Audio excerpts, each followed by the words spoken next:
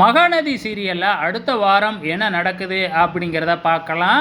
நம்ம விஜய் வந்து பார்த்திங்கன்னா, நம்ம காவேரியை ஒரு இடத்துக்கு அழைச்சிக்கிட்டு போகிறாரு இல்லையா? அது என்ன இடம் அப்படின்னு பார்த்தீங்கன்னா, கண்டிப்பாக அது வந்து ஒரு நகை கடையாக தான் இருக்க போகுது. ஸோ நகை கடைக்கு போயிட்டு வந்து பார்த்திங்கன்னா, நம்ம காவேரிக்காக சில நகைகள்லாம் எடுத்து கொடுக்க போகிறாங்க. நம்ம காவேரிக்கு வந்து பார்த்திங்கன்னா, இது ரொம்ப பெரிய சர்ப்ரைஸாக இருக்கும்.